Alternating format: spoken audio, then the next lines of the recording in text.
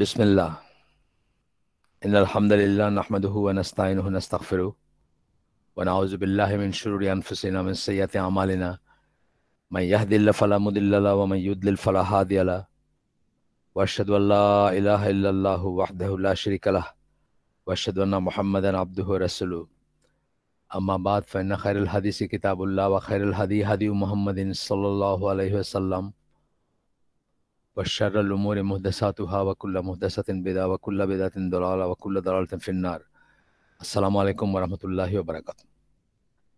আমরা যেখানে শেষ করছিলাম, চ্যাপ্টারটার নাম আপনাদের চ্যাপ্টার না ঠিক, এটা তো পার্ট পার্ট পার্ট করে সেকশন করে করতেছেন। এই সেকশনটার নামটা বলে দিই আমি পার্টিকুলারলি কি ছিল। The justice of the Quranic legislations, কোরআনের বিধিবিধানের ভিতরে যে জাস্টিস, সেটা নিয়ে কথা হচ্ছিল আমাদের। বিফোর আই গো ফরওয়ার্ড, কালকে রাত্রে গ্রুপে আমি একটা ভিডিও পোস্ট করছি। এটা তানভীর, আসলে আমার জামাই, সে ওই সবুজ উদ্যোগ ফোরামে পোস্ট করছিল। সেখান থেকে আমি করছি, আমি এটার ঘন্টাখানিক দেখছি, 2 ঘন্টার মতো আছে এটা।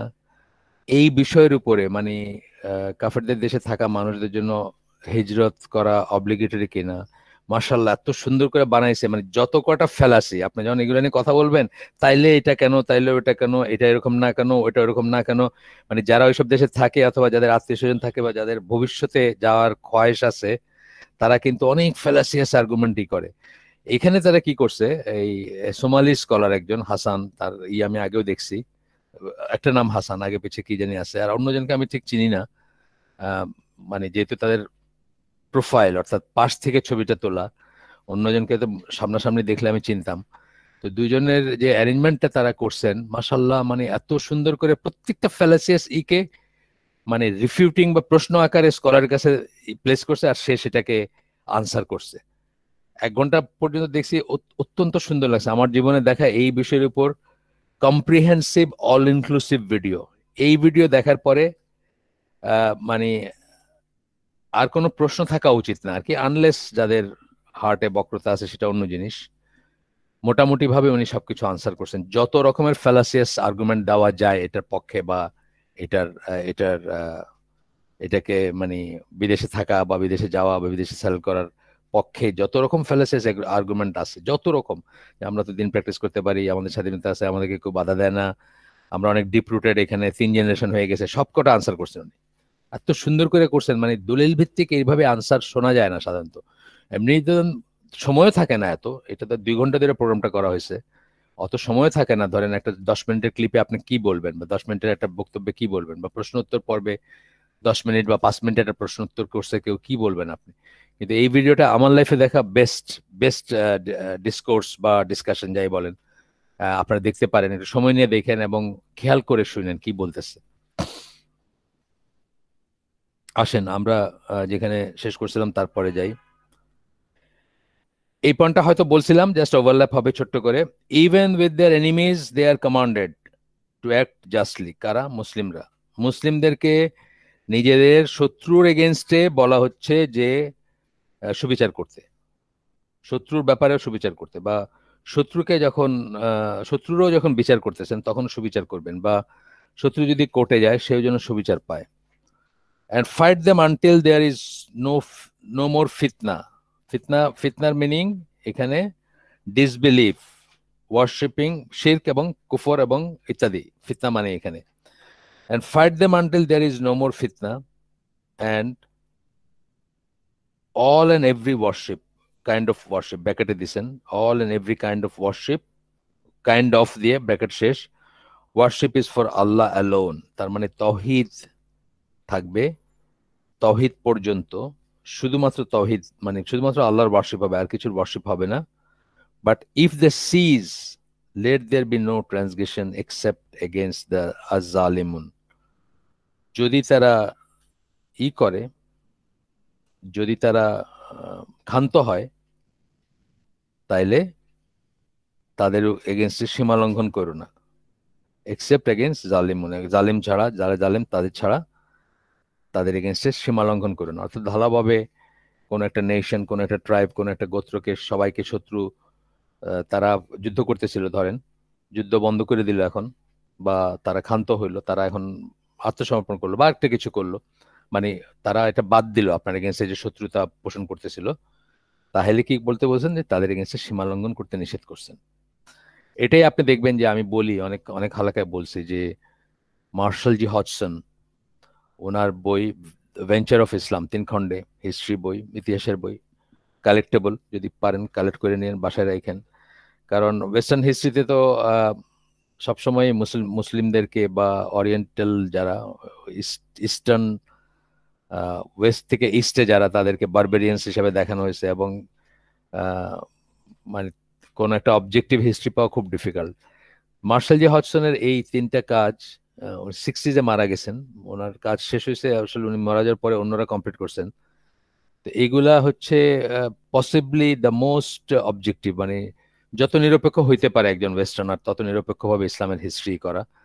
তো ওইখানে কি উনি কি বলছেন যে মুসলিমরা যখন, জাস্ট লাইক মক্কা মক্কা বিজয়ের মতো ব্যাপারই, যে মুসলিমরা যখন কোনো একটা দেশ জয় করছে, তারা দৃষ্টি অবনত রেখে হিউমিলিটি সহকারে সেই শহরে প্রবেশ করছে তাদের আহ, সেনানায়কের পিছনে।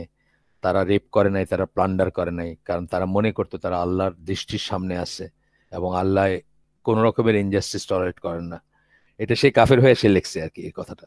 আমি জাস্ট প্রসঙ্গত মনে পড়লো, আমি বললাম।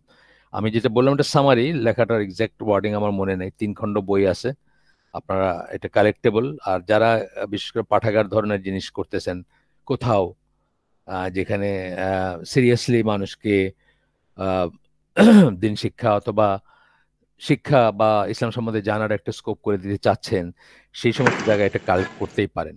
তবে বাংলাদেশে হয়তো পাওয়া যাবে না, বাট বাংলাদেশে এখন বই আনানোর অনেক সিস্টেম আছে। আমার ছেলে আমারে বললো, ইভেন অ্যামাজনের বই, মানে এখানে নাকি কারা এজেন্সি আছে, তাদেরকে বললে তারা যে কোনো বই আপনাকে এনে দিবে, হয়তো একটু পয়সাটা বেশি নিবে এই পর্যন্ত।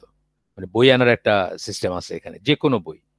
যে কোনো বই বলতে মানে ধরেন আমেরিকান বই, ব্রিটিশ বই, মানে অ্যামাজনের, অ্যামাজনের তো আর সার্ভিস ওইভাবে নাই, আমাদের ইন্ডিয়ায় আছে, কিন্তু ওই রকমই একটা সার্ভিস দিবে আপনাকে। আমি জিজ্ঞেস করেছিলাম, ওরা ওই এক্সচেঞ্জ রেটটাতে লাভ করে, ওরা আপনার কাছে মানে এক্সচেঞ্জ রেটটা তারা বেশি ধরবে, ধরে একটা লাভ করবে আর কি, যেভাবে করে করবে আর কি, বাকিটা তাদের, সমস্ত হ্যান্ডলিং তাদের। যাই হোক, তো রেয়ার আর বই চাইলে আনতে পারেন। আর বিশেষ করে যারা পড়েন আর কি, না পড়ে বই তো জমায় কোনো লাভ নাই, যারা পড়েন তারা ইনশাল্লাহ এনে এগুলো কালেক্ট করতে পারেন। আর পাঠাগার এটা হচ্ছে, আমি মনে করি দাওয়াতি কাজের ফার্স্ট স্টেপ হচ্ছে পাঠাগার করা। আমি ধরেন আমার নানার বাড়ি, যেটা নানার বাড়িতে আমার নানার ফ্যামিলিতে কেউ থাকে না এখানে, মামুরা তো সব, 2 মামু যুক্তরাষ্ট্র প্রবাসী। প্রথমে গ্রাম থেকে সিলেট প্রবাসী, সিলেট থেকে এখন যুক্তরাষ্ট্র প্রবাসী। তো মামুরা থাকে না কেউ, কিন্তু মার চাচাতো ভাইয়ের ছেলে আছে একজন, মাসাল্লাহ, তার ফ্যামিলি দিনের দিকে, মানে আমাদের শুদ্ধ ইসের চেষ্টার দিকে অনেকটুকু আগানো। তো তার ঘরে আমি একটা পাঠাগার করে দিয়েছি। ওইখানে ওইখানে যেরকম যোগ্যতা আর কি, মানুষের যে মেধা বা মানুষের যে লিটারেসি, সেটা চিন্তা করে আর কি, বাংলাই ম্যাক্সিমাম বই, 2 একটা হয়তো ইংলিশ আছে, ওইখানে ওইখানে মতো করে করেছে। আমি মনে করি এটা হচ্ছে ফার্স্ট স্টেপ, যে কোনো জায়গায়, যে কোনো একটা কমিউনিটিতে বা যে কোনো একটা পরিবেশে বা প্রতিবেশে বা পাড়ায় বা গ্রামে আপনি যদি একটা দাওয়াতি কাজ শুরু করতে চান, এই পাঠাগারটা একটা সুন্দর জিনিস হতে পারে। যদিও মানুষ পড়ে না এখন, সেটা ঠিক কথা, কিন্তু আপনি ইন্ডিউস করবেন, আপনি মানে আহ, তাদেরকে নিয়ে পড়ার চেষ্টা করবেন, বসার চেষ্টা করবেন বা ইত্যাদি, এবং সাথে হয়তো আরো কিছু জিনিস রাখতে পারেন, কিছু, যদি আপনি আপনি ওরকম নিয়ন্ত্রণ করতে পারেন, কিছু অডিও ভিজুয়াল রাখতে পারেন। হ্যাঁ, ভালো ভালো স্পিকার যারা, বা যারা সফট করে কথা বলেন, বা যাদের কথা বুকে লাগে, সেরকম কিছু স্পিকার রাখতে পারেন। মানে আদারওয়াইজ অন্য এন্টারটেনমেন্ট যেটাতে সে ব্যস্ত থাকবে, সেটা থেকে তাকে একটু একটু করে ছড়ায় আনার চেষ্টা করতে পারেন। পাঠাগারের এফেক্ট খুব সাংঘাতিক এফেক্ট যদি এটা কাজ করে। আচ্ছা, আমরা ফিরে যাই আমাদের টপিকে।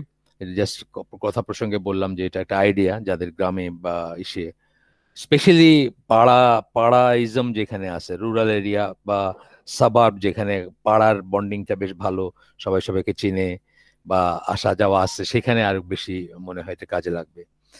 আচ্ছা, এরপরে আসেন মুসলিম, এরপরে বলতেছেন, and they are commanded to act justly with all their Muslim brothers, with those among them who are noble and righteous, as well as those among them who are evildoers. সবাই সবাইয়ের ব্যাপারে জাস্টলি বা বিলকিস্ত, যেটা বা সুবিচার, বা সুবিচারের ভিত্তিতে treat করতে বলতেছেন সবাইকে। তারা নোবেল হইলেও, রাইটিয়াস হইলেও, ইভিল ডুয়ার্স হইলেও, যে কারো ব্যাপারে মানে জাস্টিসের ব্যাপারে কিন্তু করা যাবে না, মানে ছাড় দেওয়া যাবে না। আমাদের দেশে আমি বলছি যে আমাদের আমাদের জাতীয় চরিত্র, আমি অবশ্য এটা নিয়ে লেখালেখি করার কোনো ইচ্ছা নাই বা এটা নিয়ে বিতর্কে যাওয়ারও কোনো ইচ্ছা নেই, কিন্তু আমি দেখি যে আমাদের জাতির কতগুলো, প্রত্যেকটা জাতির কিন্তু কতগুলো ইনহেরেন্ট বৈশিষ্ট্য থাকে তাদের। ফাইবার বলে অনেকে, ইন্ডিয়ানরা, ওয়েস্ট বেঙ্গলের মানুষ বলে কষ, আর আমরা ফাইবার কথাটা বলি। যে আমাকে একজন জিজ্ঞেস করছেন হঠাৎ করে এই হালাকার ভিতরে মাগুরার কথা কেন আসছে, না মাগুরা না, আমার মা এবং বাবা দুজনের বাড়ি হচ্ছে সিলেট, মাগুরার কোনো ব্যাপার নেই। তো যাই হোক, মানে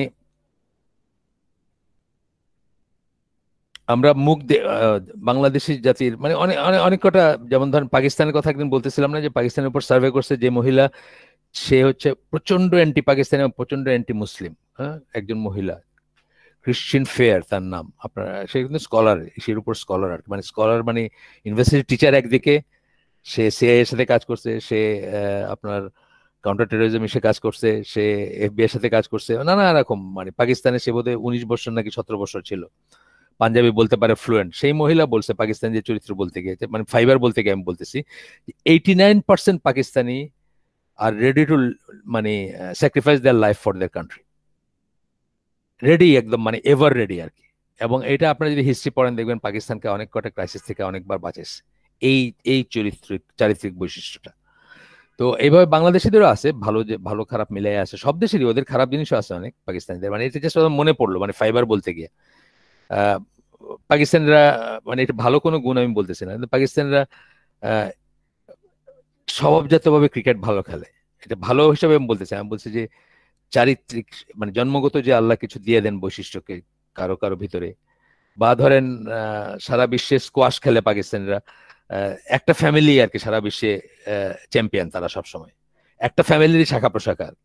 তো এগুলো হচ্ছে ফাইবার বলতে আমি বলছি ইনহেরেন্ট যে কোয়ালিটি। তো বাংলাদেশিদের ইনহেরেন্ট ভালো কোয়ালিটি আছে, নাই যা বলতেছি না আমি, সেগুলা ভালোগুলা তো আর নিজের করে লাভ নাই, নিজের ঢোল পেটায় লাভ নাই। খারাপগুলোর ভিতরে আমি বলতেছি যে একটা হচ্ছে যে বাংলাদেশি জাতটা অন এন অ্যাভারেজ হচ্ছে বাঙালিরা আর কি মুতাফফিফিন, নিজের রাইটটা খুব ভালো বুঝে নিতে জানে, কিন্তু অন্যের রাইটটা দিতে জানে না, বা অন্যের রাইটটা সম্বন্ধে উদাসীন।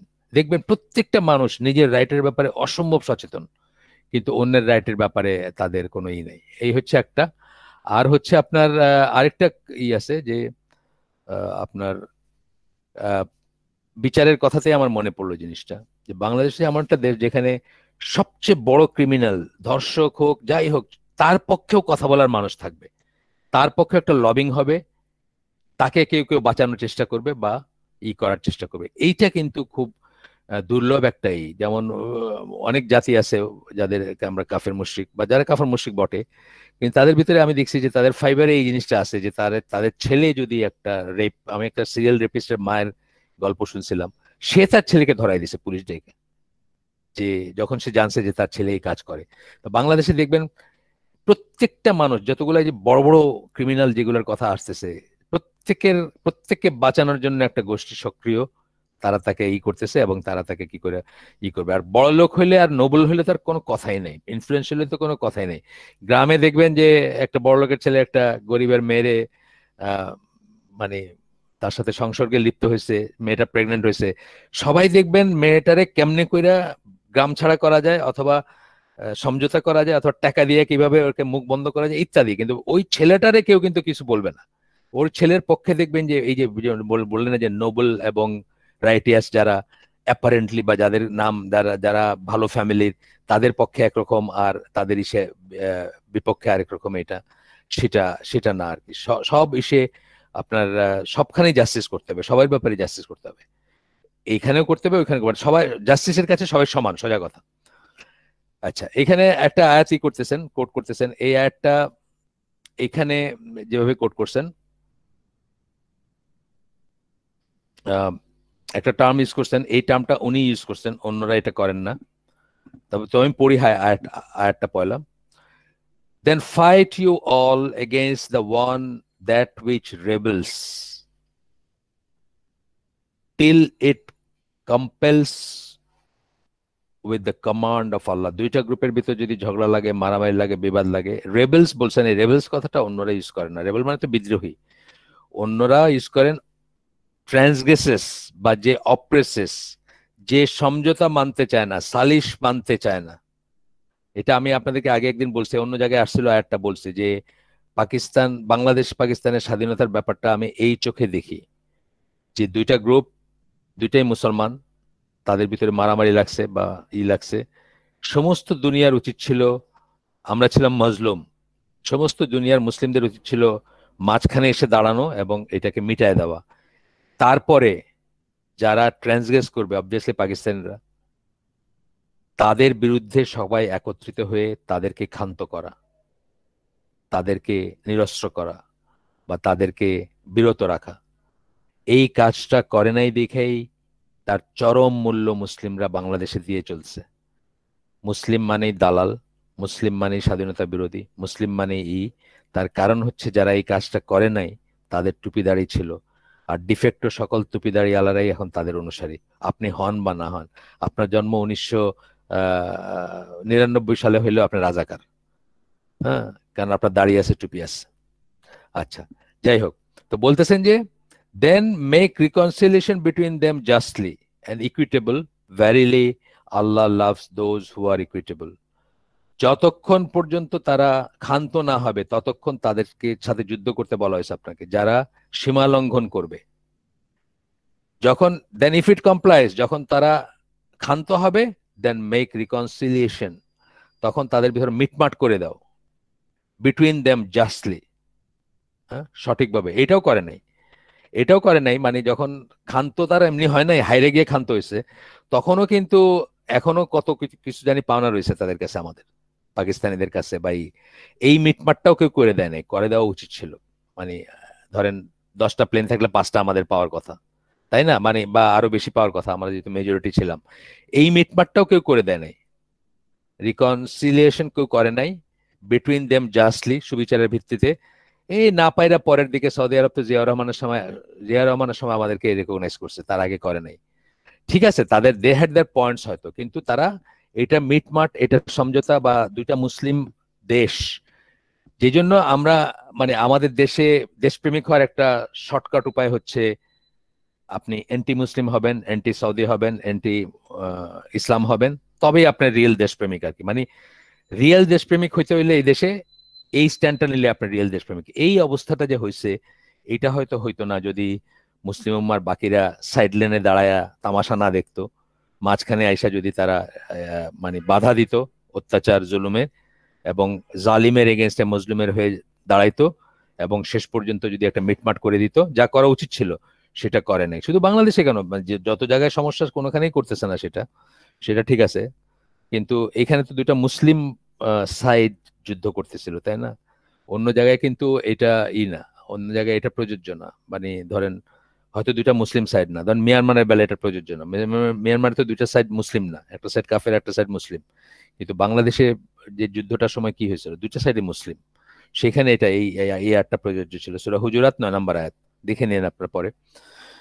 আচ্ছা, এখন পর্যন্ত আমরা যা আলোচনা করছি, যে জাস্টিসের ইম্পর্টেন্সটা বলা হচ্ছে এখানে, বা জাস্টিস কত আহ, এখন আমরা দেখব যে আল্লাহর সাথে আমরা যা ওয়াদা করে আসছি, আল্লাহর সাথে আমরা যা ওয়াদা করে আসছি, যে চুক্তি করে আসছি, অথবা আল্লাহর সাথে আমাদের যে সমঝোতা আছে, বা যে আছে, যেমন ধরেন আল্লাহ আমাদের রব, আমরা আল্লাহর সাথে কাউকে শিরক করব না, তাই না? মানে এই যে ব্যাপারগুলা, এগুলা তো এক ধরনের কভেনেন্ট, এক ধরনের চুক্তি। মানে আপনার উপর আল্লাহর রাইট হচ্ছে আপনি শিরক ছাড়া ইবাদত করবেন তার, আল্লাহর উপর আপনার রাইট হচ্ছে আল্লাহ আপনাকে জান্নাত দিবেন। মানে যদি আপনি এটা করেন তাহলে আপনি এটা করবেন। এগুলো কি, এগুলো আন্ডারস্ট্যান্ডিং না? এগুলো এক ধরনের আন্ডারস্ট্যান্ডিং। বা আপনার ইসের বিনিময়ে আল্লাহকে কর্জ দিবেন না, কর্জ তো আর আল্লাহর ওই কর্জ দরকার নাই, মানে আপনি আপনার সর্বস্ব নিয়োগ করবেন আল্লাহর দিনের জন্য, আল্লাহর দিন যাতে সামনে যায়, ইত্যাদি। এরকম অনেক কথা আছে না কোরআনে। মানে সেই সেই করে বলতেছেন যে we should not be surprise to learn that the command to act justly is part of the covenant that Allah made with his slaves. তার বান্দাদের সাথে আল্লাহ যে চুক্তি করছেন তার অংশ। সূরা আল আনাম 152 নম্বর আয়াত, আল্লাহ বলতেছেন অ্যান্ড গিভ ফুল মেজার, আগেও পড়ছি বোধহয় আমরা এটা, অ্যান্ড ওয়েট উইথ জাস্টিস, পুরাপুরি দিবেন। এই যে যে আলোচনার কথাটা বলতেছিলাম ওইখানেই বলতেছিল একটা, এই যে ওই কিভাবে ইহুদিরা আর কি মানে ওজনে চুরি করতে চাইছিল একজন সাহাবীকে, দিয়ে মানে ঘুষ দিয়ে। আল্লাহ রাসূল সাল্লাল্লাহু আলাইহি ওয়াসাল্লাম একজন সাহাবীকে ডেজিগনেট করছিলেন কোন একটা ওই খাদ্যদ্রব্য বা ফুড গ্রেনের ওজন করে ভাগ করার জন্য মুসলিমদের আর ইহুদিদের ভিতরে। ইহুদিরা কিভাবে তাকে বলছিল যে তোমার এই দিব, মেয়েদের কাছে সব গয়না আয়না দিয়ে বলছে যে তুমি জাস্ট এদিকে তাকায়ও না। তখন উনি সেটাকে রিফিউজ করছিলেন এবং খুব কঠোর হুঁশিয়ারি দিছিলেন তাদেরকে। যাই হোক, সেটা না। ওজনে দেওয়া, যেটা ওজনে দেওয়া কিন্তু আহ, একটা জাতিকে ধ্বংস করে দেওয়ার কারণ। বাংলাদেশে আপনি দেখেন, আমরা একবার আমরা একবার ওই আমাদের সবুজ উদ্যোগের একজন সিইও মামুন, আমাদের দিনী ভাই, সে একবার চিন্তা করলো যে রোজায় সবকিছুর, রমাদানে সবকিছুর দাম বাড়ে, আমরা সবকিছুর দাম কমায় দিব। তখন আমরা ওই যে 11 নম্বর রোডের ওখানে আসি, 11 নম্বর রোডে বাসাটায়। সে করলো কি, তেল ছোলা এসব ইত্যাদি স্টক করলো, যে রমাদান আসবে আর সবকিছু আন্ডার প্রাইস, মার্কেটের চেয়ে কম দামে সে গরিব মানুষের জন্য অথবা সাধারণ মানুষের জন্য যারা চাবে তাদের জন্য ছেড়ে দিবে। তখন সে তেল ড্রাম করে তেল আনলো, ড্রাম করে তেল আনলো, এবং সেটা সে ইসে করবে আপনার 1 লিটারের বোতলে করে 1 লিটার করে বেচবে। সে আবিষ্কার করলো যে 1 লিটারের কোনো বাজারে কোনো বোতলই নাই। 90 নাকি 980 লিটার, মানে 980 মিলিলিটার এরকম ধরে, 1000 মিলিলিটার ধরার মতো কোনো বোতলই নেই, কোনো বোতলই পাওয়া যায় না। মানে আপনি বোতল বানানোর ভিতরেই চুরি হয়ে যাচ্ছে আর কি। তো এইভাবে যখন আপনি থাকবেন বা জীবনযাপন করবেন, আপনার উপর আল্লাহর রহমত কোত্থেকে আসবে আপনি বলেন? যেখানে আল্লাহ জাতিগতভাবে জাতিকে ধ্বংস করে দিচ্ছেন তারা ওজনে কম দিতে বলে, সেখানে আমাদের হয়তো জাতিগতভাবে ধ্বংস করতেছে না, কারণ আর জাতিগতভাবে ধ্বংস করবেন না কাউকে, মানে গোটা জাতি। আর মুসলিমদের তো, যাদের ভিতর মুসলিম থাকবে তাদের তো আর করবেন না, সেটা অন্য জিনিস। কিন্তু বলতেছেন যে ওজনে দিবেন, we burden not any person but that which he can bear, মানে কাউকে আমরা সাধ্যের অতিরিক্ত বোঝা দেই না। And whenever you give your word, যখন তুমি কাউকে কথা দিবা, say the truth even if a near relative is concern. কাউকে যখন কথা দিবা, যে দুইজনের ভিতরে আপনি বিচার করে দিবেন অথবা সাক্ষী হিসাবে কাজ করবেন, এটা যখন বলবেন, say the truth even if near relative is concern, সত্য কথাটা বলেন, নিকটাত্মীয় কনসার্ন হইলেও। এই কথাটা আমি বলতেছিলাম যে বাংলাদেশে একটা ক্রিমিনাল, হায়েস্ট গ্রেডের ক্রিমিনালের নিকটাত্মীয়রাও তাদেরকে ক্রিমিনাল মনে করে না বা তাদেরকে বাঁচানোর চেষ্টা করে। আপনারা বড় থেকে বড়, ছোট থেকে বড়, এই দেশের সর্বোচ্চ পর্যায় থেকে সর্বনিম্ন পর্যায়ে দেখবেন এই জিনিসটা কাজ করে। এটা আমার লাইফের এক্সপিরিয়েন্স। আমি বললাম যে এটা আমাদের ফাইবারের অংশ বা আমাদের আঁশ যেটাকে আমরা বলি, মানে আমাদের ইনহেরেন্ট কোয়ালিটি এটা। আপনি বলতে পারেন এটা তো আল্লাহ বানাইছেন, না, আল্লাহ তো অনেক কিছু বানাইছেন সেটাকে। আল্লাহ আল্লাহ মদও বানাইছেন। মদ কি আল্লাহর বাড়ি থেকে আসছে নাকি? মদ পানীয় এটা কি আসমান থেকে আসছে? এটা এটা আল্লাহর ইচ্ছা ছাড়া বনছে বা আল্লাহর অনুমোদন ছাড়া বলছে, বা এটা মেটেরিয়াল গুলো সৃষ্টি করতে কে? আল্লাহ। কিন্তু আপনি এটা খাবেন না, এটা হলো আপনার টেস্ট, আর খাইলেন মানে আপনি কবিরা গুনাহ করলেন। এই হচ্ছে তফাৎটা। তো আমাদের এই ফাইবার দিয়ে আল্লাহ বানাইছেন, এটাকে এন্ডুর করব আমরা, এটার এগেইনস্টে আমরা এই টেস্টে আমরা পাশ করব, এটার এগেইনস্টে গিয়ে পাশ করব। ইসলাম আমাদেরকে সেই চেঞ্জটা আনবে আমাদের ভিতরে, সেই সফটওয়্যারটা ইনস্টল করবে আমাদের ভিতরে, যে আমরা এই ভাইরাস থেকে মুক্ত হইতে পারবো বা এই এই রোগ থেকে মুক্ত হইতে পারবো, যেটা আমাদেরকে আল্লাহ, অনেক কিছু আল্লাহ আমাদের ইনহেরেন্ট দিয়েছেন। আমরা সাইজে ছোট, আমরা অনেক বড় বড় জিনিস করতে পারবো না, বড় বড় কাজ, বড় বড় উঁচু উঁচু জায়গা ধরতে পারবো না। আমরা কি করবো? আমরা টুলের উপরে, টেবিলের উপরে উঠা বা সিঁড়ির উপরে উঠে সেটা ধরবো। বুঝছেন না? এটা কোনো না, মানে ইনহেরেন্ট বইলে যে এটা আল্লাহর দোষ তা না। ইনহেরেন্টটা আল্লাহ নানা জনকে নানা রকম জিনিস দিয়ে সেটা টেস্টের ভিতর ফেলছেন। কাউকে খুব সুন্দর আহ, দুনিয়া দিছেন, মানে সিনিক বিউটি সুইজারল্যান্ড, এটা তার জন্য টেস্ট, তার আল্লাহর কথা মনেই পড়ে না, এদিকে তাকায় থাকতে থাকতে। ঠিক আছে? এক একজনকে এক একটা দিছেন, প্লাস দিয়েও টেস্টে দিছেন, মাইনাস দিয়েও টেস্টে দিছেন। তা আমি বলতেছি এটা আমাদের একটা মাইনাস পয়েন্ট আমাদের জাতির আর কি। যাই হোক, তারপরে হলো যে বলতেছেন যে সে দ্য ট্রুথ গেল, and fulfil the covenant of Allah. এইখানে বলতেছেন আল্লাহ যে আল্লাহর সাথে তোমরা যে চুক্তি করছো সেটা ফুলফিল করো।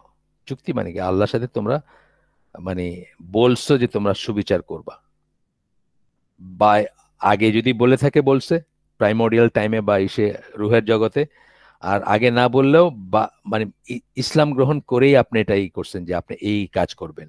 সোজা কথা, মুসলিম যখন হইলেন, মুসলিম ইসলাম গ্রহণ করলেন, তখন আপনার আল্লাহর কমান্ড সমূহের ভিতরে সবকিছু মানার জন্য আপনি দায়বদ্ধ বা ওয়াদাবদ্ধ। সেই হিসাবেও এটা হচ্ছে কভেনেন্ট। আচ্ছা, this he commands you that you may remember. এটা আপনাকে আবার মনে করায় দিচ্ছেন আল্লাহ, যেন আপনার মনে থাকে যে justice, true justice means that each person in society is given the rights he deserves. এই কথাটা আমরা আগে বলছি। ট্রু জাস্টিস মানে সবাই ইকুয়াল পেয়ে গেল তা না, সবকিছু ইকুয়াল হবে তা না। হ্যাঁ, যার 10 বিঘা জমি আছে ধরেন পৈতৃক জমি, তার সব 10 বিঘারে ভাগ করে তার সব পাড়ার সবার ভিতরে ভাগ করে সবাইকে 1 ডেসিমেল করে দিয়ে দিল, এটা জাস্টিস না। কিন্তু যা সে ডিজার্ভ করে, হ্যাঁ, যে যেটা ডিজার্ভ করে। হ্যাঁ, একজন একজন মেয়ে ডিজার্ভ করে মোহর পাবে বিয়েতে, একজন ছেলে ডিজার্ভ করে সে ঘরের আমির হবে, একজন মেয়ের বাপের কোনো দায়িত্ব নাই, কোনো খরচ করবে বিয়েতে, একজন ছেলের বাপের দায়িত্ব বা ছেলের দায়িত্ব হচ্ছে ওয়ালিমা করবে এবং মানুষকে জানাবে সে বিয়ে করছে। এইভাবে যার যে রোল, যার যা ডিজার্ভ করে সেটা সে পাবে। আচ্ছা, এই বলতেছেন যে কোরআন সুন্নাহ অনেকই আছে যেখানে in details of every individual such as rights of father mother Son wife husband leader. প্রত্যেকের প্রত্যেকের রাইট আছে, এবং সেই রাইটটা তাকে দেওয়াটাই হচ্ছে জাস্টিস। যা তার প্রাপ্য সেটা তাকে দেওয়াটা জাস্টিস। বাপ যেটা পাবে সেটা বাপকে দেওয়াটা জাস্টিস, মা যেটা পাবে সেটা মাকে দেওয়াটা জাস্টিস, অ্যান্ড সো অন। মানে ধরেন আপনার আপনাদের একটা গল্প বলছি না, আমি বলছি বোধহয়, যে মক্কায় যাচ্ছেন ফ্যামিলি, মা অনেক বয়স, 80 কাছাকাছি বা এরকম কিছু।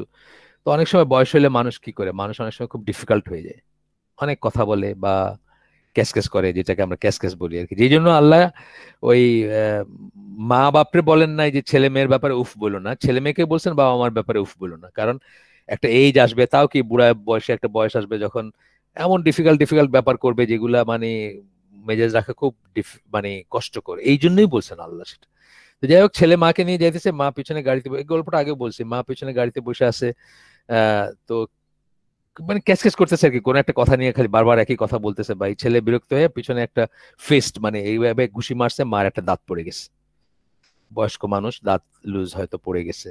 নেক্সট পুলিশ পোস্টে মা কাইন্দা পুলিশের কাছে বলছে যে আমার ছেলে আমার এইভাবে মারছে, আমার দাঁত পড়ে গেছে। বাস, পুলিশ চালান করে দিছে মক্কার কোর্টে বা এসে ওইখানে যেখানে যাচ্ছিল সেখানে, মক্কার কোর্টে আমার যতদূর মনে পড়ে।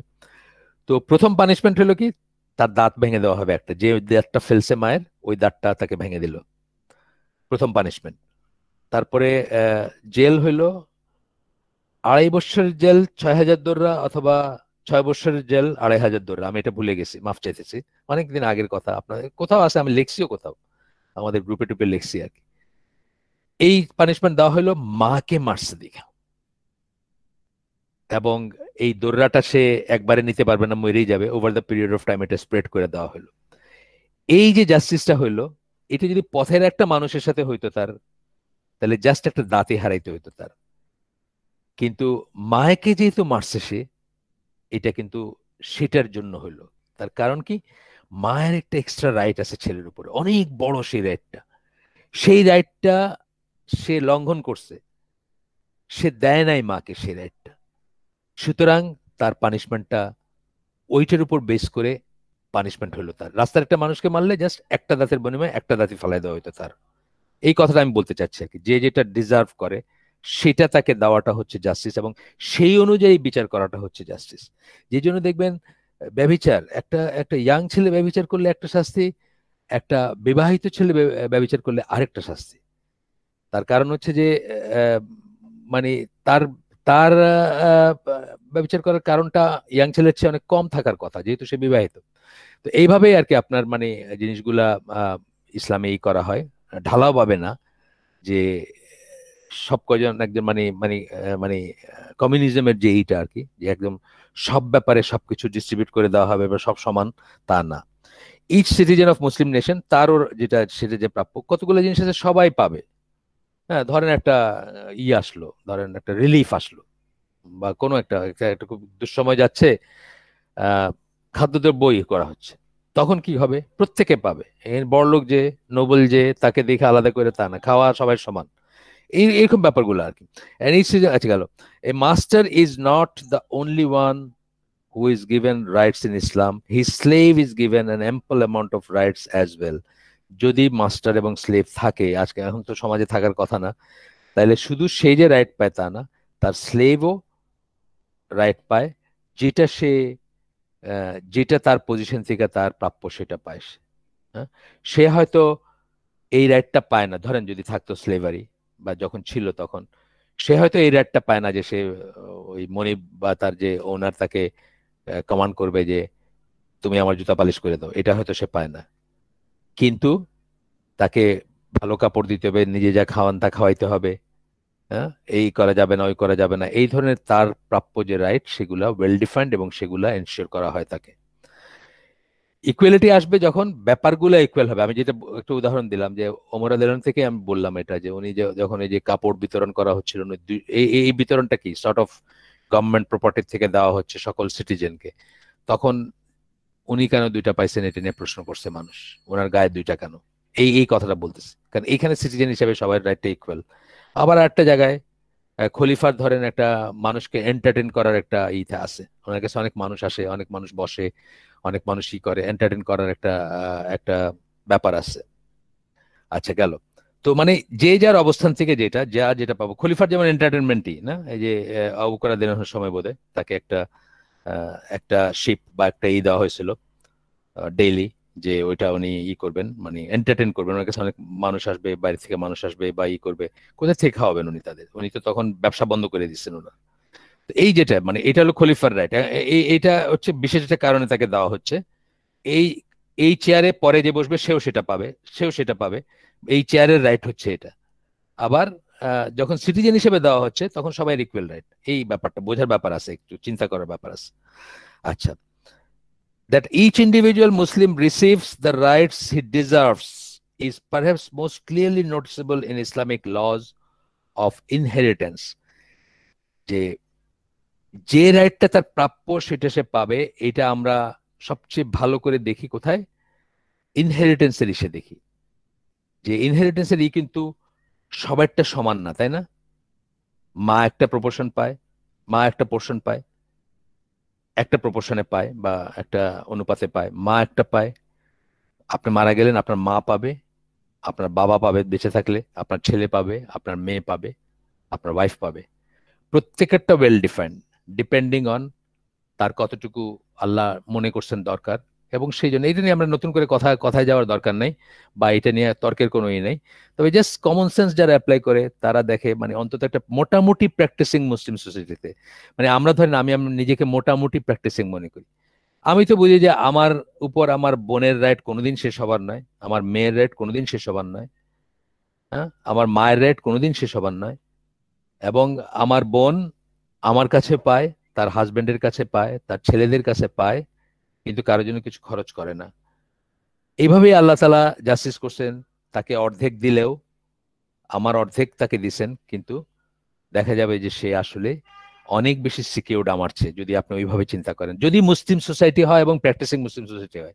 আপনি দেন না রাইট, সেটা অন্য কথা, আপনার সমাজ দেয় না, সেটা আপনি আল্লাহর নিয়ম লঙ্ঘন করতেছেন।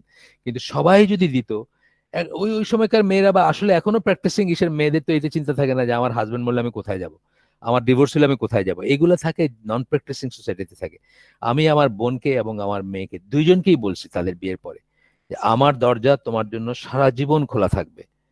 তোমার যদি রিয়েলি কোনো রিজন থাকে যে তুমি এই হাজবেন্ডের সাথে থাকতে পারতেছো না, জ্ঞানর জ্ঞানর করবা না, দুইজনকেই বলছি আমি, বোনকে এবং মেয়েকে, যে এই নিটিগ্রিটি জিনিস নিয়ে আজকে এটা কালকে এটা এইসব আমার কাছে নিয়ে আসবা না। তোমার মত নিয়ে আমরা বিয়ে দিছি, সুতরাং ওইখানে তুমি ওইভাবেই থাকবা, কিন্তু আহ ওইখানে থাকবা তুমি, ওইটা মানায় নিয়ে। কিন্তু যদি সিরিয়াস কোনো ইস্যু হয় যে ওইখানে আর থাকা যাচ্ছেই না হাজবেন্ডের ঘরে, আমার দরজা তোমার জন্য মানে আমি যে খাইলে তুমি খাবা, আমি যতদিন বেঁচে আছি আমার দরজা তোমার জন্য খোলা। মেয়েকেও এনশিওর করছি, বোনকেও আমি এনশিওর করছি। এইটা মুসলিম সোসাইটি হওয়ার কথা ছিল, কিন্তু আনফরচুনেটলি আমরা দেখি যে খুব একটা জাস্টিফাইড রিজনে মেয়ে থাকতেই পারতেছে না, বাপ মা বলতেছেন যেমনে করে পারো থাকো। এটা আমাদের কাছে আসে তো কাউন্সিলিং এর জন্য, আমি ভুরি ভুরি দেখছি যে মানে অসম্ভব, একটা জানোয়ারকেও আপনি বলবেন না ওই জায়গায় থাকতে, বাপ মা বলতেছে যেমনে পারো থাকো, আমাদের কাছে আইসো না, বা এটা নিয়ে যেমনে পারো থাকো, ব্যভিচার অবিচার যাই বলেন সেটা নিয়ে থাকো, আইসো না এদিকে। তো বা আমাদের আর কি নতুন করে বদার করো না, উইচ ইজ রং, এটা তার রাইট থেকে দেওয়া হলো না। আচ্ছা, every relative gets his fair share, যেটা আমরা বললাম মাত্র কথা বললাম, of the deceased estate, the father has a share, the mother has a share, গেল এসব। এক্সটেন্ডেড ফ্যামিলি মেম্বাররাও can receive a share of the decease deceased, আপনার একটা এস দিছে, এই জন্য এই উচ্চারণটা, ডিসিজ দিয়ে অ্যাপোস্ট্রফি দিয়ে এস দিছে, ডিসিজড এর এস্টেট যেটা সেটা থেকে পাবেন, member can receive a share. As for the penal code in Islamic law, individual criminals receive a just punishment that fits the crime. Criminal লর ব্যাপারে বলতেছেন যে যেটা ক্রাইমকে ফিট করে সেই রকমের একটা পানিশমেন্ট সে পায়, ইন্ডিভিজুয়াল ক্রিমিনালস। এই ফিট করে যেটা, সেটা কে ডিসাইড করবে? কোনটা সঠিক সেটা কে ডিসাইড করবে? আল্লাহ আমাদেরকে বানাইছেন, আল্লাহ আমাদের নেচার জানেন, আল্লাহ আমাদের ইনক্লিনেশন জানেন, আল্লাহ আমাদের দুর্বলতা জানেন, আল্লাহ আমাদের অপারগতা জানেন, আমরা কোথায় লাইন ক্রস করতে পারি এটা জানেন, বা কোথাও আমাদের কি এবং আল্লাহ ঠিক করে দিছেন যে কোন, মানে গ্রস লেভেলে বলতেছে আমি, কোন ইসের কোন শাস্তিটা বা কোন শাস্তিটা হয় সেটা দিক নির্দেশনা দিয়ে দিচ্ছেন। কারণ উনি সবচেয়ে ভালো জানেন। চুরির চুরির ইতে যে হাত কাটা বলেন, মানে এই যে ব্যাপারটা, এটা কত বড় বিজডম আছে, যারা একটু খোলা মনে চিন্তা করবেন। আমি তো গত মানে 10 বছর সৌদি আরবের সাথে খুব ওয়েল কানেক্টেড, মানে এই জন্য যে আমার মেয়ে ওখানে থাকে, আমি 2বার গিয়ে অনেকদিন থাকছিও। তো আমার মেয়ের সোসাইটি যেখানে থাকে ওখানে তো কারো হাত কাটতে আমি শুনি নাই, বিকজ হাত কাটা অ্যাক্টস এজ এ ডেটারেন্ট। এটা ইটসেলফ একটা ডেটারেন্ট। মানুষ 3বার চিন্তা করবে একটা জিনিস শপলিফটিং এর সময়, যে বাবা একটা একটা ক্যামেরার জন্য বা একটা একটা মোবাইল ফোনের জন্য হাতটা কেটে লাভ আছে? আমি তো নিজে দেখছি যে পাকিস্তানি একটা ছেলে, মানে এরা পকেট মারের দল আর কি, হজের সময় ইসের সময় নিয়ে আসে এদের, ভাড়া করে বাংলাদেশ থেকেও নিয়ে যায়। সো আমি একটা খাবারের দোকানের বাইরে ওয়েট করতেছিলাম, মাথা ন্যাড়া করা পাকিস্তানি ওই যে সালোয়ার স্যুট পরা 2টা ছেলে, হঠাৎ দেখলাম আরব কয়েকটা ছেলে এসে তাকে ঘিরে ফেললো। যেটা বললো আমি বুঝলাম যে কোথায় কোথায়, তখন ছেলেটা পকেট থেকে একটা মোবাইল বাইর করে দিল। মোবাইল বের করে দেওয়ার পরে তার হাতটা ধরছে, ধরে বলছে তাকে নিয়ে যাবে ইসের কাছে, মানে অথরিটির কাছে। ওই পাকিস্তানি ছেলেটা স্ট্রেট পা ধরে ফেললো আরব ছেলেটার, পা ধরে বলতেছে যে তারে মাফ করে দিতে। তো আরবরা তো এটাতে ইউজ না যে কেউ তাদের পা ধরবে, এই সংস্কৃতি নাই তাদের, কদমবুসি করে না, কদমবুসি করে না, মানুষের পায়ে সেজদাও করে না। সুতরাং সে একটু থতমত খেয়ে তাকে ছেড়ে দিয়ে চলে গেছে, মাফ করে দিছে আর কি। তো এই যে পায়ে ধরছে, কেন ধরছে? কারণ সে জানে যে ওইখানে গেলে তার খুব কঠিন পরিণতি হইতে পারে, বুঝছেন না? এটা ধরেন একজন পাকিস্তানি হয়তো বোকা, আরবরা খেয়াল করে না পকেটে কি আছে, তাদের পকেট মারতেছে ইসে, কিন্তু যেখানে ধরেন একটা দোকান বা একটা জিনিস, মানে এটা তো ভিড়ের ভিতরে একটা কাজ করতেছে, কিন্তু তারপরেও তার ভয়টা কাজ করতেছে। আর দোকানপাট যেগুলোতে, সেগুলোতে আপনার সৌদি আরব গেলে দেখবেন, আমি তো বললাম যে আমি 40-40-80 দিন থাকছি বুরাইদাতে একটা কমিউনিটিতে, আমি তো কোনোদিন শুনি না ওখানে কারো হাত কাটা গেছে, কোনো চুরির ঘটনা করছে। আচ্ছা, যাই হোক, আমরা একটু আগাই। এরপরে আসতেছে আপনার, বলতেছেন যে এটা গেল, আরেকটা একটা আয়াতে বলতেছেন যে the recompense for an evil is an evil like thereof, মানে যে একটা খারাপি করবে সেটা সেটা অনুযায়ী সেটার সমান একটা হবে, তাকে সেটা দিয়ে করা হবে, মানে সে মূল্য পরিশোধ করবে। আর এখানে বলতেছেন আরেকটা আয়াত, সেটা হচ্ছে সূরা নাহাল 126 নম্বর আয়াত। আগেরটা ছিল সূরা শুরা 42 নম্বর সূরা 40 নম্বর আয়াত, আর এখন হচ্ছে সূরা নাহাল 16 নম্বর সূরা 126 নম্বর আয়াত।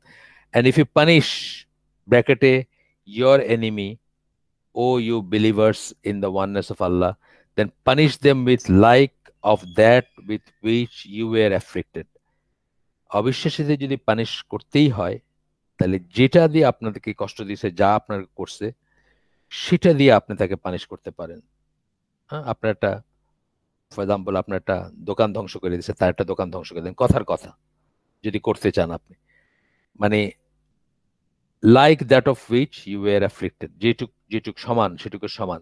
In summary, as long as we believe that the laws of Islam have been revealed by Allah, এইখানে হচ্ছে একটা কি কথা। বহু মুসলিম বিশ্বাস করে না প্রথমত বিশ্বাস করে না, আল্লাহকে যেভাবে বিশ্বাস করা হচ্ছে সেভাবে বিশ্বাস করে না, আল্লাহ যে আছেন কিনা এটা নিয়ে সংশয় আছে। আর এই লগুলো যে আল্লাহই রিভিল করছেন সেটাও অনেকে বিশ্বাস করে না বা অনেকে রিয়েলাইজ করে না। যদি আপনি বিশ্বাস করেন যেগুলো আল্লাহর কাছ থেকে আসছে, আল্লাহর ওয়াহি, and as long as you have faith in the fact that justice is one of the attributes of Allah, আল আদল হচ্ছে আল্লাহর একটা নাম, এইটা যতক্ষণ আপনি বিশ্বাস করেন, we must consequently believe with certainty that the laws of Islam are perfect and just. ইসলামের আইনগুলা হচ্ছে পারফেক্ট, যদি আপনি এই দুইটা জিনিস বিশ্বাস করেন যে আল্লাহর কাছ থেকে আসছে, হ্যাঁ, এবং আহ, আল্লাহর একটা সিফাত হচ্ছে বা আল্লাহর একটা নাম হচ্ছে আল আদল, এটা যদি আপনি বিশ্বাস করেন, তাহলে আপনি বিশ্বাস করতে হবে যে আল্লাহর চেয়ে জাস্ট আর কেউ হইতে পারেন না। এই কথাটা আমি অনেক সময় অন্যভাবে বলি। আমরা অনেক সময় বলি, ধরেন একটা বাচ্চা রাস্তায় গাড়ির নিচে পড়ে মাথাটা থেতলাই গেছে, মারা গেছে, আমরা অনেক সময় বলে উঠি, মুখে চলে আসে আমাদের যে এই বাচ্চাটার কি দোষ ছিল, এই বয়সে মরে গেল। এটা কিন্তু আল্লাহর এগেনস্টে আমরা একটা আহ, এক ধরনের একটা শিকওয়া বা এক ধরনের একটা করতেছি আমরা।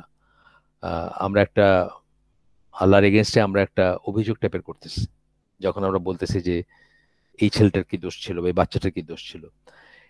যদি আমরা মনে রাখতাম যে আল্লাহ তাআলার চেয়ে বেশি মার্সিফুল কেউ হইতে পারে না এবং এই বাচ্চার প্রতি আল্লাহর চেয়ে বেশি মার্সি কারো নাই, আর যদি আমরা জানতাম বা বিশ্বাস করতাম মনে যে আল্লাহর চেয়ে জাস্ট কেউ হইতে পারে না, তাহলে এই প্রশ্নটা আমাদের মনে আসতো না। আমরা হয়তো উইজডমটা বুঝতাম না, আমি বলতেছি না আমরা সব বুঝে ফেলবো, কিন্তু আমরা এইটা বলে নিজেকে শান্ত করতে পারতাম বা আমার ভিতরটা শান্ত হয়ে যাইত যে আল্লাহর চেয়ে জাস্ট কেউ না, সুতরাং এই ঘটনা যখন ঘটছে এখানে কোনো ইনজাস্টিস নাই। আর মৃত্যুর কষ্ট, আপনি 6 বৎসর মরলেন না 60 বৎসরে মরলেন, হোয়াট ম্যাটার্স হচ্ছে আপনি জান্নাতে গেলেন না জাহান্নামে গেলেন। মৃত্যুর কষ্ট, কোন মৃত্যুর কষ্টকে আপনি জানেন? জিহাদের ময়দানে কল্লাটা আপনার কেটে পড়ে গেছে মাটিতে, আল্লাহ বলতেছেন যে শহীদ হইল, পিঁপড়ার পিঁপড়ার কামড়ের মতো কষ্ট হবে তার, তাই না? পিঁপড়া কামড় দিলে যেরকম কষ্ট হয়, এবং সে মরে নাই, সে আল্লাহর কাছে জীবিত থাকবে, জান্নাতে থাকবে সে, তাকে মৃত বলতে আল্লাহ নিষেধ করতেছেন। আর যে কাফের ঘুমের ভিতর মারা গেল, তার কি কষ্ট আপনি জানেন? সুতরাং ব্রডার পিকচারে তখন দেখবেন যে এগুলো সব জাস্ট, আল্লাহ তাআলা জাস্ট এবং আল্লাহ তাআলার মার্সি সবচেয়ে বেশি। শুধু তাই না, একটা ইভেন্ট থেকে আহ, আপনি যদি এটা রিয়েলাইজ করেন যে প্রত্যেকটা ইভেন্ট হচ্ছে একটা চেইনের অংশ, সেই চেইনে পৌঁছাতে গেলে প্রত্যেকটা ইভেন্ট জরুরি। জাস্ট একটা এক্সাম্পল দিচ্ছি, এই এই যেটা কথাটা বললাম, আমরা তো এভাবে চিন্তা করি না, কখনো চিন্তা করার অবকাশ নাই বা আমাদের ওইটুকু ইসে যায় না। ধরেন এই ঘটনাটাকে চিন্তা করে, এই ঘটনাটাকে কেন্দ্র করে একটা দেশে এই একটা বাচ্চাকে মেরে ফেলছে, 6 বছরের বাচ্চা বা 6 মাসের বাচ্চা বা যাই হোক, ছোট বাচ্চা, কোনো দোষ নাই তার। এই ঘটনাটার ফলশ্রুতি, আমি একটা কথা কথা বলতেছি, ফলশ্রুতিতে একটা আন্দোলন হইলো, এবং সেই আন্দোলনে একটা, আমাদের দেশের কথা বলতেছে, আমাদের দেশে কি আন্দোলন আর কি ল হইলো এটা ম্যাটার করে না। ধরেন একটা আন্দোলন হইলো বা একটাই হইলো, সেখান থেকে একটা রোড বিহেভিয়ারের উপরে বা রোডের ইসের উপরে একটা একটা ল হইলো, ঠিক আছে, একটা আইন হইলো, এবং সেটার থেকে অনওয়ার্ড সেই দেশে বা সেই সোসাইটিতে তাদের জীবনযাপনের ধারাটা বদলে গেল ইন এ পজিটিভ ওয়ে। বুঝছেন তো? মানে আমরা তো সেটা আর দেখি না, সেই পরিণতিটা দেখতে পারি না। একটা বাচ্চা এই যে গরিলার ইসের ভিতর পড়ে গেছিল না আমেরিকাতে, সে গরিলাকে গুলি করে মারতে হইলো, মারলো তারা, তারপরে কি হইলো, সেই সেই বাবা মার এগেনস্টে কেস করলো পশুপ্রেমীরা, যে তারা কেন এত কেয়ারলেস, বাচ্চাকে এইভাবে ছেড়ে দিছে যে সেই বাচ্চা গরিলার এনক্লোজারের ভিতর ঢুকে পড়তে পারছে। তার মানে কি, এইটারও একটা উইজডম ছিল। মানে আমি বলতেছি, মানে ভালো মন্দ উইজডম আল্লাহই জানেন সবচেয়ে ভালো। আমি বলতেছি যে কোনো একটা ঘটনা তো বিচ্ছিন্ন না, আমাদের সেই ঘটনার সাথে ফলশ্রুতিতে একটা চেইন অফ ইভেন্টস থাকে, এবং সেগুলা দিয়েই আমরা বিচার করতে পারি না, আল্লাহ সেগুলা দেখেন, আল্লাহ সেগুলা জানেন, এবং সেই জন্য আল্লাহর এই ধরনের জিনিসগুলো based on justice and mercy, এটা কিন্তু তৌহিদের দাবি আপনার কাছে, যে আপনার মনে এটা আসবে। আপনার দুঃখ লাগতে পারে, আপনার কষ্ট লাগতে পারে, দেখে তো একটা মৃত্যু দেখলে কষ্ট লাগে, আপনি তো বিভৎস তাকায় দেখতে চাচ্ছেন না বা পারতেছেন না তাকায় দেখতে, সেটাতে আমি কিন্তু কোনো প্রশ্ন করতেছি না। কিন্তু আপনি আপনার মনকে ঠান্ডা করবেন এই বলে যে এই বাচ্চার প্রতি আল্লাহ এর সৃষ্টিকর্তা, আল্লাহর চেয়ে মার্সিফুল কেউ হইতে পারে না, এই বাচ্চার প্রতি আল্লাহর চেয়ে বেশি জাস্টিস কেউ করতে পারেন না। সুতরাং আল্লাহই ভালো জানেন কেন আল্লাহ তার বান্দাকে এইভাবে নিয়ে গেছেন। ঠিক আছে? আর ওই তো বললাম যে আপনি 6 বছর বাঁচলেন না 60 বছর বাঁচলেন, কি লাভ আপনি 6 বছর 60 বছর বাইচে জাহান্নামে গেলেন? আর কি ক্ষতি আপনি 6 বছর বাইচে যদি জান্নাতে যান? অ্যাজ এ নাফস আমি বলতেছি, একটা একটা সেলফ বা একটা একটা প্রাণ হিসাবে আমি বলতেছি। তো এগুলো অনেক ব্রডার একটা, আমরা একটা ব্রডার পিকচারটা দেখি না, এটা হচ্ছে মুশকিল। দেখা সম্ভব না আমাদেরকে আল্লাহ ওইটুকু ধী শক্তি সবাইকে দেনও নাই। বাট আমরা অন্তত যদি বিশ্বাসী হই, তাহলে আমরা ক্ষান্ত হব এখানে, এবং একটু চিন্তা করবো যে আমরা কি বললাম বা কি করতেছি, বা আল্লাহর এগেনস্টে বিদ্রোহ করলাম কিনা, বা একটা ছোট্ট ঘটনার জন্য আমরা ইসলাম থেকে বের হয়ে গেলাম কিনা। মানে আমরা যদি রিয়েলি আল্লাহর এটাকে ডিসিশনটাকে কোয়েশ্চেন করি, তাহলে তো আমরা মুসলিম থাকবো না। আমরা যদি বলি যে এটা আল্লাহ আনজাস্ট, বা আল্লাহ এটা কি করলেন, বা আল্লাহর কোনো জাস্টিস নাই, আরো জালি মাতবর হয়ে যাবো আমরা, এবং আমরা ইসলাম থেকে বাইরে হয়ে যাব। এক এক সেকেন্ড, জাস্ট পানি খেয়ে নি, এক second.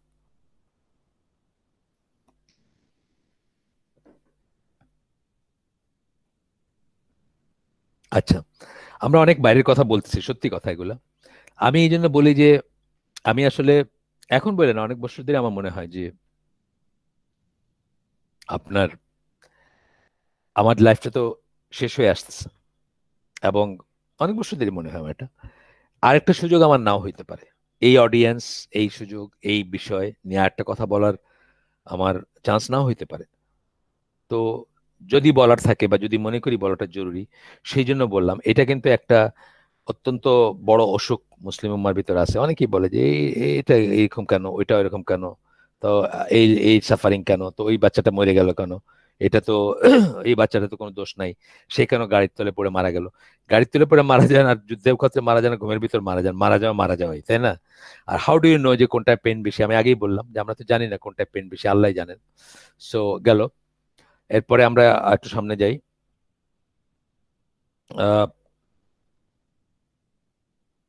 Furthermore, we must have complete faith in the fact that justice is the dominant feature of Quranic legislation and laws. এত আলোচনা করলাম আমরা যার উপর, তার উপরে আমাদের কমপ্লিট ফেথ থাকা উচিত, যেহেতু কোরআন আল্লাহর বাণী, আল্লাহর কথা। সুতরাং কোরআনিক জাস্টিস, কোরআনে যে লেজিসলেশন আছে সেটার জাস্টিসটা যে ডমিনেন্ট ফিচার, এটা সম্বন্ধে আমাদের কনভিন্সড হওয়া উচিত, বা শিওর হওয়া উচিত, কমপ্লিট বিশ্বাস থাকা উচিত। আমরা উইজডম না বুঝতে পারি, আগেও আমি বলছি, হাত কাটার উইজডম আমরা না বুঝতে পারি। সৌদি আরব ঘুরে আসলে আমরা বুঝবো যে হাত কাটার উইজডম কি, কিসে আছে, কোথায় আছে। এই ধরনের মানে মানে আমরা যদি দেখি, আপনি তো একটা মেয়ের দিকে তাকাইতে সাহস পাবেন না সৌদি আরবের মলে গিয়ে। আপনি যে একটু মানে বোরখা একদম সম্পূর্ণ ঢাকা, তারপরে যে আপনি একটু একটু খেয়াল করে একটু দেখবেন, আপনার বুক কাঁপবে। মেয়েটা যদি রিপোর্ট করে দেয়, আপনার খবর আছে। তো এই এই বলতেছি আর কি, যে লেজিসলেশন গুলোর ব্যাপারে। যাই হোক, the concept of justice in the Quran is not limited to the going on. আমি সৌদি আরব গিয়ে বুঝছি যে মেয়েরা কত প্রিভিলেজ সৌদি আরবে। হ্যাঁ, আমি কিন্তু আমার ওই যে ওই বইটা কি নাম, সমকালীন অপ্রিয় প্রসঙ্গ, এখানে কিন্তু প্রচন্ড অ্যান্টি সৌদি একটা আর্টিকেল আছে। কারণ তখন আমি সৌদি আরব সম্বন্ধে খুব একটা জানতাম না, ডিসিডেন্টদের লেখার থেকেই জানতাম যা জানার। কিন্তু সৌদি আরব গিয়ে আমি বুঝছি যে মেয়েরা কত প্রিভিলেজড এখানে।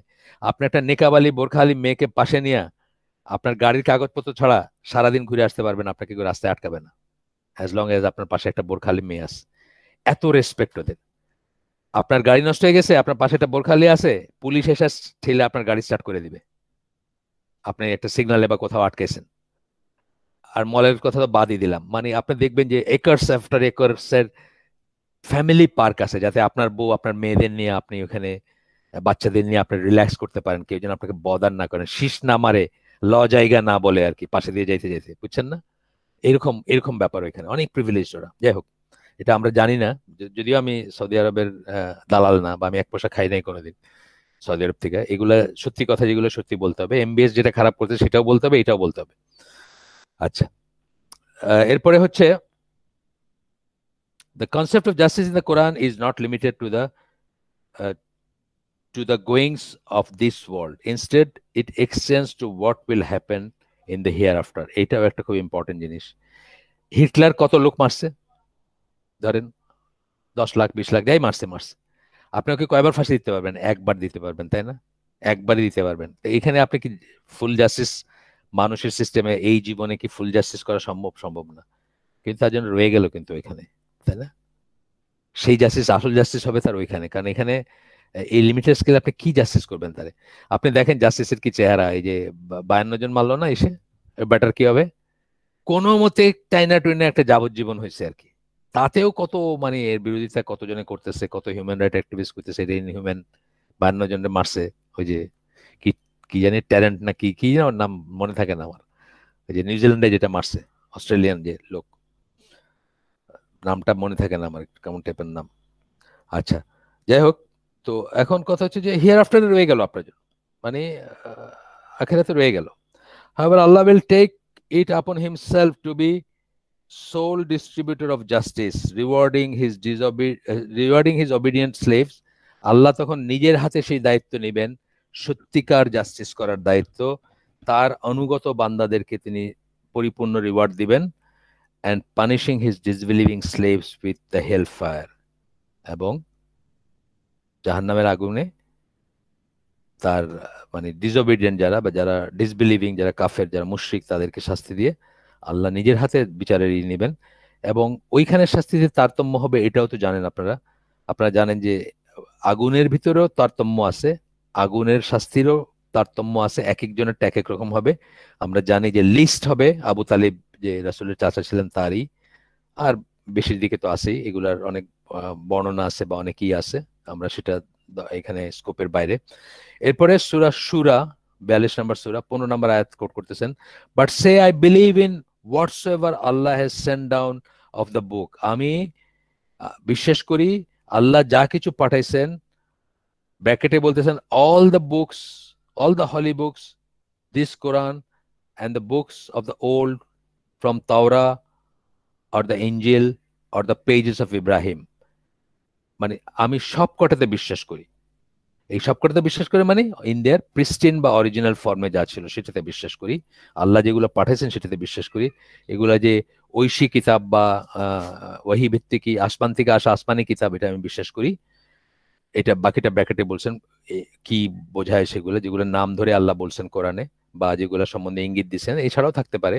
And I am commanded to do justice among you, এবং আমাকে তোমাদের ভিতরে বিচার, সুবিচার করার জন্য আদেশ দেওয়া হয়েছে। কাকে? রাসূল সাল্লাল্লাহু আলাইহি সাল্লামকে।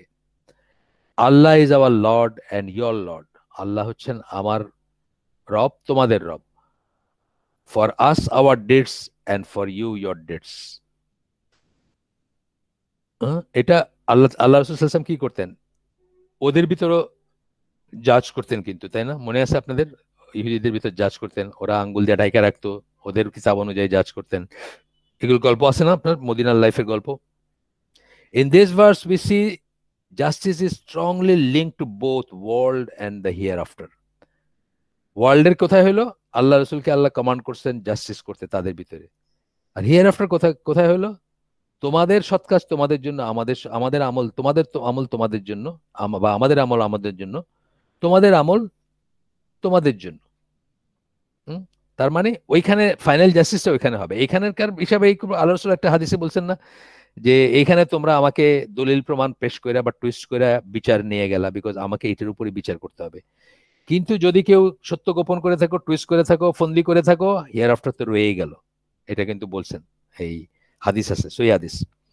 আচ্ছা, তো বললেন যে in the middle of the verse the prophet sallallahu alaihi wasallam declares his responsibility to be just in his dealings। এই আয়াতের মাঝখানে মানুষের প্রতি তার ডিলিং এ জাস্ট বা সুবিচার করার জন্য তার রেসপন্সিবিলিটির কথা বলা হচ্ছে মাঝখানে, particularly regarding his duty to convey the message of Islam to them, as well as situations wherein he is called upon to mediate their disputes। ওই যে বললাম ইহুদিদের ভিতরে বিচার করার জন্য তাকে করা হয়েছে, অথবা জাস্টিস বলতে এটাও বোঝানো হবে যে তাদেরকে সঠিকভাবে দিনের দাওয়াত দেওয়া, দিনের বাণী পৌঁছায় দেওয়া, তাদেরকে অপশন দেওয়া ইত্যাদি। Then in the end of the verse we are reminded of the fact that justice will be meted, মানে সত্যিকার জাস্টিস দেওয়া হবে, বা মানে জাস্টিস কি বলবো, মানে নিশ্চিত করা হবে অথবা বিতরণ করা হবে যদি বলি, out to human beings in the here after. সত্যিকার জাস্টিস কিন্তু এখানে হবে। হিটলারের ওই যত লক্ষ মানুষ মারছে, আপনি একবার ফাঁসি দিতে পারতেন এখানে, বা যে আমাদের এখানে যারা খুন করে একবার ফাঁসি দিতে পারছেন, 52 জন মানুষকে মাইরা সে যাবজ্জীবন শুধু বৈশা বৈশা জেলে, মানে নিউজিল্যান্ডের লাক্সারি জেলে থাকবে, এর শাস্তি হয় নাই তো, তার শাস্তি বাকি রয়েছে। Each person will be rewarded and punished for his deeds, and each person will neither benefit from the good deeds of others. প্রত্যেককে নিজের কাজের জন্য রিওয়ার্ড অথবা পানিশ করা হবে, আরেকজনের ভালো কাজে তার কোনো বেনিফিট নাই, আরেকজনের খারাপ কাজে তার কোনো ক্ষতি নাই। হ্যাঁ, এখানে বলছে benefit from the good deeds of others, অন্যের ভালো কাজ দিয়ে তার কোনো লাভ নাই। ইভেন মানে নিকটাত্মীয়রাও সেদিন, জানেন তো আপনারা সেগুলো বর্ণনা, যাই হোক, নর বি হার্মড বাই দেয়ার মিসডিডস। বাবার তৌহিদের জন্য ছেলের কোনো লাভ নাই, ছেলের তৌহিদের জন্য বাবার কোনো লাভ নাই, বাবার শিরকের জন্য ছেলের কোনো ক্ষতি নাই, ছেলের শিরকের জন্য বাবার কোনো ক্ষতি নাই। ছেলের শিরকের জন্য বাবার ক্ষতি ওইটুকুই থাকতে পারে যদি উনি যে সময়টায় তার আন্ডারে ছিল ছেলে, সেই সময়টায় যদি কিছু না শিখায় থাকেন, তাইলে তার একটা রেসপন্সিবিলিটি থাকবে। কিন্তু প্রাপ্তবয়স্ক মানুষ হিসাবে বাবার শিরকের জন্য ছেলের কোনো দায় দায়িত্ব নাই, ছেলের শিরকের জন্য বাবার কোনো দায় দায়িত্ব নাই। তো এই হচ্ছে মোটামুটি ভাবে আমরা একটা ডিসেন্ট জায়গায় আসছি। আমরা এখানে শেষ করি আজকের জন্য। আমাদের পেজটা হয়তো বই শেষ করার পেজটা খুব বেশি না, তবে আমি যেটা আগে বলছি বা আবারও বলতেছি যে বই শেষ করাটা তো আমাদের অবজেক্টিভ না। আপনাদের যদি কারো কোনো প্রশ্ন থাকে তাহলে ইনশাল্লাহ আমরা সেটা উত্তর দেব। তো রেলেভেন্ট প্রশ্ন হলে ভালো হয়, ইরেলেভেন্ট প্রশ্ন দিতে কোনো লাভ নাই। আচ্ছা, খিলগাঁওয়ের মামুন, ওয়ালাইকুম আসসালাম রহমতুল্লাহ বারাকাত। ভিডিও লিংক আমরা তো গ্রুপে শেয়ার করছি, তাহিন বোধহয় এখানে দিয়ে দিছে, সম্ভবত এটাই। আমার জীবনে শোনা এই বিষয়ের উপরে বেস্টটি।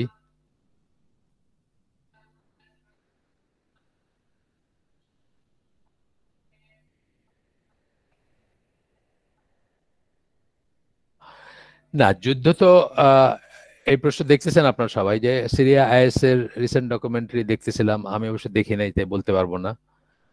আমি আইএসএস এগুলা একটু কম দেখি, আর এগুলো থেকে এন্টারটেনমেন্ট নিতে চাই না।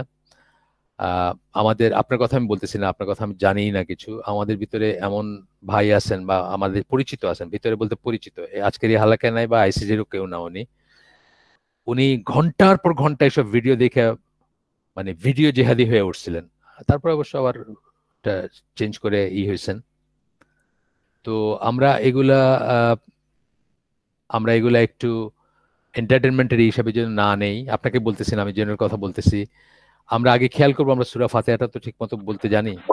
বিশ্বাস করবেন না যে সৌদি আরব থেকে একটা ছেলে আমাকে খুব গরম গরম কথা লিখতেছিল, স্বল্প শিক্ষিত ছেলে, নরসিংদী বাড়ি। তো একসময় আমি বললাম যে আচ্ছা আপনি কি সূরা ফাতিহাটা ঠিক মতো পড়তে জানেন? মানে অফকোর্স জানি, জানি না মানে, আমি তো ইমামতি করি মাঝে মাঝে। আমার মাঝে যে রেকর্ড করে দেন তো একটু, আমি একটু চেক করাই দিই। রেকর্ড করে চেক করে দিলাম নাসির শাহরুখকে দিয়া, অনেক ভুল বাইরে এলো। তারপরে দিলাম, আবার মাস দুয়েক পরে আবার দিল, আবার চেক করে আবারও ভুল বাইরে এলো। তারপরে মাস দুয়েক পরে বা মাসখানেক পরে আবার দিল, সেটা ইব্রাহিমকে দিয়ে চেক করলাম, আবারও ভুল বাইরে এলো।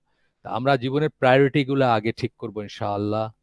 আমাদের, আমি জেনারেল কথা বলতেছি, প্রসঙ্গে আসার জন্য বলতেছি। আনোয়ারুল করিম শাহিন, আপনার এগেনস্টে আমার কিছু নাই, আপনাকে আমি খুব কাছে থেকে চিনি, আপনার ছেলে মেয়ে সহকারে চিনি। তো আপনার কথা আমি বলতেছি না, আমি জেনারেল কথা বলতেছি যে আমরা প্রায়োরিটির জন্য আগে ঠিক করি।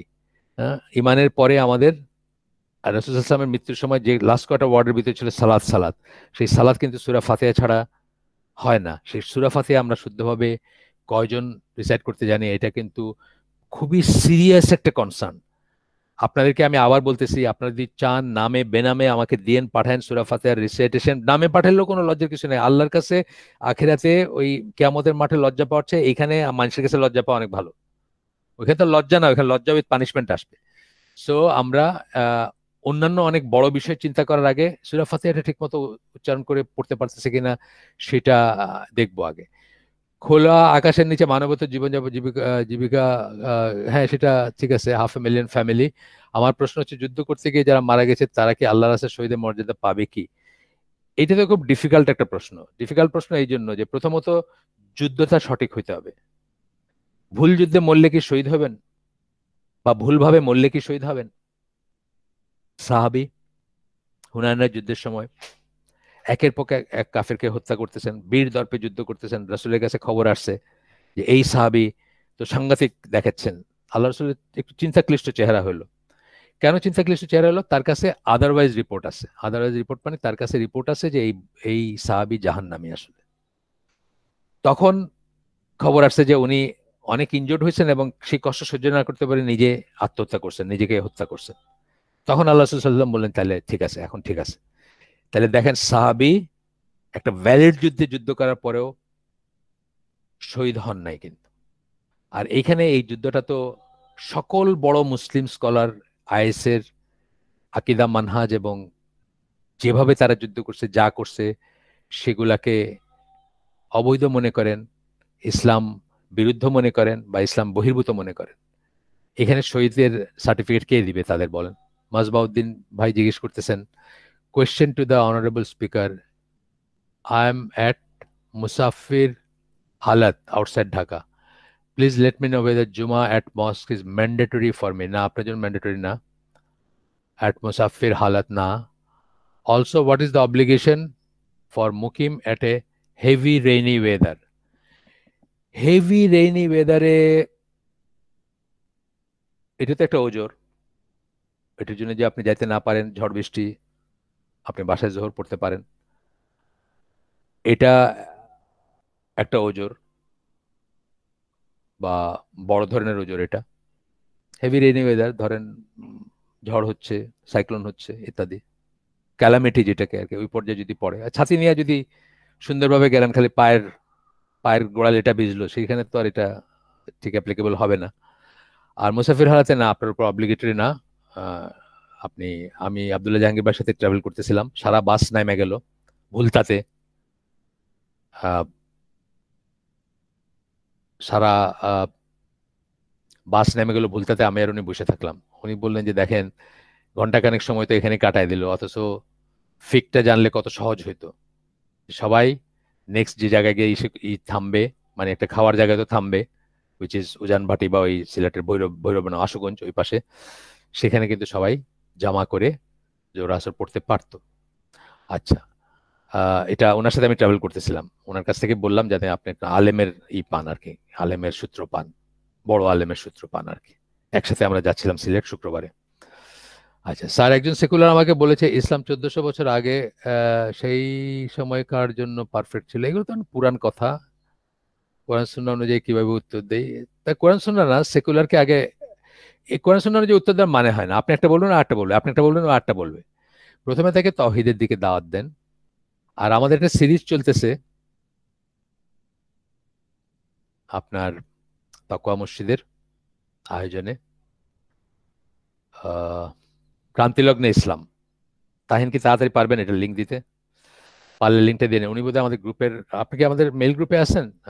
আরনাব, আরনাব, আপনি যদি মেল গ্রুপে থাকেন তাহলে তো জানবেন হয়তো, আর না হলে ওইটা দেখতে পারেন।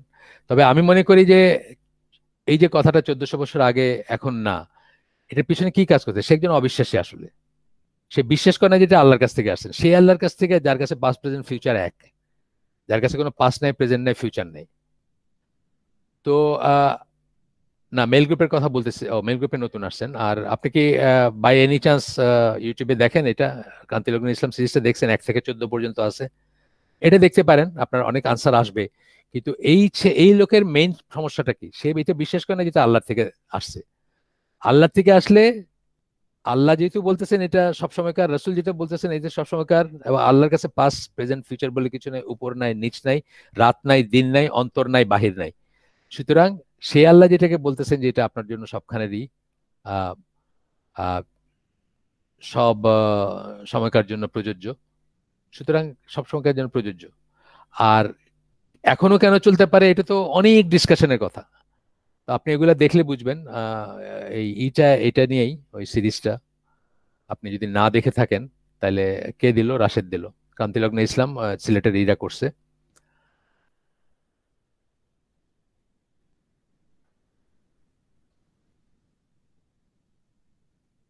আচ্ছা, এরপরে হচ্ছে ওই কসমের কাফারা হচ্ছে গো- একটা হচ্ছে আহ, খাওয়ানো। 10 জন মিসকিনকে খাওয়াবেন। না পারলে কাপড় দিবেন। আর না পারলে 3 দিন রোজা রাখবেন। 10 জন মিসকিনকে খাওয়াবেন, না পারলে 10 জনকে কাপড় দিবেন, না পারলে 3 দিন রোজা রাখবেন, যেটা আপনার কাছে আহ, পারবেন বলে মনে হয় আর কি। হ্যাঁ, যেটা পারবেন আর কি, সেটাই বললাম, যেটা পারবেন সেটা করতে হবে, মানে সুবিধারটা করবেন না আর কি। মানে এই এই অর্ডারে যেটা, ধরেন আপনি খাওয়াইতে পারলেন না, তাইলে কাপড়ের অপশন, সেটা পারলেন না তখন রোজার অপশন, রোজাটা পয়লাই চুজ করবেন না আর কি, সেটা আর কি কথাটা। আহ, আহ, আর আর্নাব যিনি, আপনাকে আবার জিজ্ঞেস করতেছি, আপনি কি দেখছেন কোনো ভিডিও ওইগুলা? ওই জাস্ট অন্য কারণে জিজ্ঞেস করতেছি, আপনি দেখছেন কিনা? আমার মনে হচ্ছে যে আপনার নামটা আমি বোধহয় ওই সব ইসে দেখছি, ওই ভিডিওর যে কমেন্ট টমেন্ট ওইখানে দেখছি, তাই কি নাকি? আপনি কি আছেন এখনো আর্নাব? না, আমরা শেষ করে দিব হালকা এখনই, জাস্ট আর্নাব কি আছেন? আলিফুন আর্নাব? হুম, না উনি নাই, হয়তো চলে গেছেন বোধহয়, নাকি? হ্যাঁ, তাহলে আমরা শেষ করে দিই। আমার মনে হয় উনি নাই এখন আর। ঠিক আছে, তাহিন, আমরা তাহলে শেষ করে দিচ্ছি। সুবহানাকা আল্লাহুম্মা বিহামদিকা আশহাদু আল্লা ইলাহা ইল্লা আনতা আস্তাগফিরুকা ওয়া আতুবু ইলাইক। যারা এখানে আছেন তাদের জানার জন্য, অবগতির জন্য, আজকে কোয়েশ্চেন আনসারের হালকা আছে, আপনারা জানেন নিশ্চয়ই। কোয়েশ্চেন আনসারের হালকা আছে আজকে রাত্রে ইসের, আপনার ডক্টর সাইফুল্লাহ রাত 9টার সময়। কোয়েশ্চেন করে থাকলে তো দেখবেন, আর না করে থাকলেও আপনি দেখতে পারেন, সেটা আহ, আপনার অ্যাডিশনাল একটা ই হবে, জ্ঞান হবে। ওনার কোয়েশ্চেন আনসার হালকা আছে আজকে রাত্রে। আসসালামু আলাইকুম রহমতুল্লাহ।